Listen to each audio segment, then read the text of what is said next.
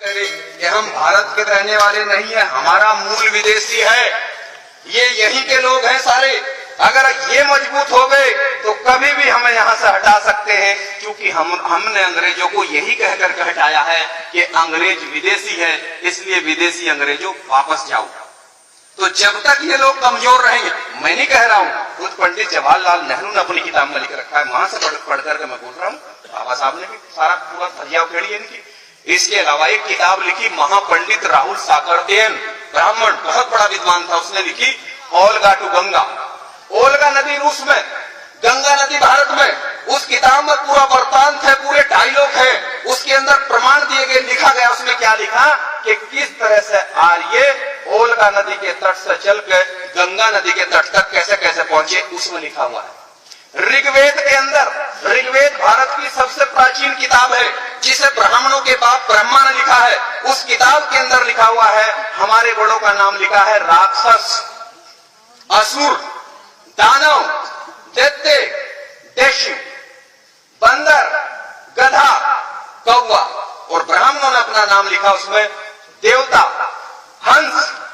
कि ब्राह्मण चेहरे से भोला होता है लेकिन दिल से कसाई होता है, और जब वो कलम उठाता है, अंग्रेजों ने भी लिखा है, W.B. जॉर्ज अंग्रेज ने लिखा है कि जब ब्राह्मण कलम उठाता है तो वो उससे लोगों को अधिकार वंचित करता है, वो सबको अधिकार से महरूम करता है, वो किसी को अधिकार नहीं देना चाहता, अधिकार वो अपने पास रखना चाहता है, बाकी सबको वो गुलाम बनाकर रखना चाहता है। जब भी वो कलम उठाता है, तो ब्रह्मा ने कलम उठाई और कलम उठा करके उसने लिखा ऋग्वेद, और ऋग्वेद लिख करके उसने कहा पूरे देश में डोंडी पिटी कि भाई यह किताब भगवान ने लिखी है। अब भगवान कौन? हम समझ रहे कि भगवान ब्रह्मा, ब्रह्मा उनका बाप था, उनका नेता था, जैसा हमारा नेता शंकर था, उनका नेता वो था। कि भाई ये उसने, भगवान ने किताब लिख दी, और इस किताब में जो लिख दिया जो सबको मानना पड़ेगा। अब उस किताब में उन्होंने क्या लिखा?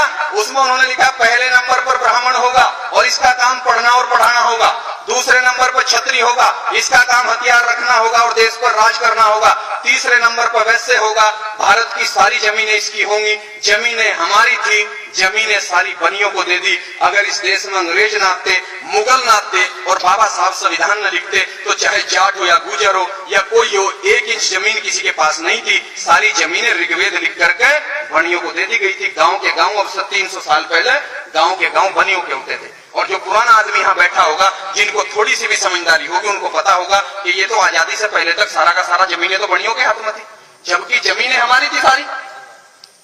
इसलिए सम्मानित भाइयों, उन्होंने तीनों ने काम ले लिया। एक ने पढ़ने लिखने का काम ले लिया, एक ने राज करना ले लिया, और एक ने सारा कारोबार ले लिया। और जो हम इस देश के असली मालिक थे, जिन्हें वो भोला कहते